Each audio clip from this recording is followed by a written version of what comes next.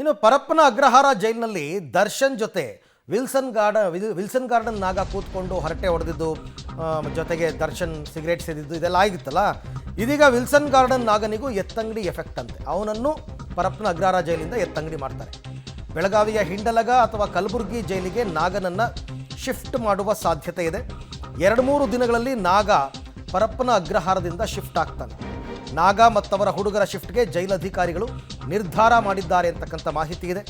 ಕೋರ್ಟ್ನಿಂದ ಆದೇಶ ಪಡೆದು ಶಿಫ್ಟ್ ಮಾಡೋದಕ್ಕೆ ತಯಾರಿಯನ್ನು ನಡೆಸ್ಕೊಂಡಿದ್ದಾರೆ. ಇದಕ್ಕೂ ಕೋರ್ಟೇ ಅನುಮತಿ ಕೊಡಬೇಕು, ಯಾಕೆಂದರೆ ನಾಗ ಕೊಲೆ ಪ್ರಕರಣದಲ್ಲಿ ಸರೆಂಡರ್ ಆಗಿರೋದು ಕೋರ್ಟ್ ಮುಂದೆ. ಸೊ ಹಾಗಾಗಿ ಆತನೂ ವಿಚಾರಣಾಧೀನಕ್ಕೆ ಇದ್ದಾನೆ. ಅವನನ್ನು ಕೂಡ ಈಗ ಶಿಫ್ಟ್ ಮಾಡಬೇಕು ಅಂದರೆ ಕೋರ್ಟೇ ಅನುಮತಿ ಕೊಡಬೇಕು. ಸೊ ಎಲ್ಲಿಗೆ ಶಿಫ್ಟ್ ಮಾಡಬೇಕು, ಹಿಂಡಲಗಾಗಿ ಹಾಕಬೇಕಾ, ಕಲಬುರಗಿ ಜೈಲಿಗೆ ಹಾಕಬೇಕಾ, ತೀರ್ಮಾನ ಮಾಡಿ ಈಗ ಪರಪ್ಪನ ಅಗ್ರಹಾರದಿಂದ ವಿಲ್ಸನ್ ಗಾರ್ಡನ್ ನಾಗನನ್ನು ಕೂಡ ಎತ್ತಂಗಡಿ ಮಾಡ್ತಾರೆ. ಅಂದರೆ ವರ್ಗ ಈಗ ಹಿಂಗೆ ದರ್ಶನ ಕರ್ಕೊಂಡೋದ್ರು ಅದೇ ಥರ ಅವನನ್ನು ಬೇರೆ ಜೈಲಿಗೆ ಹಾಕ್ತಾರೆ.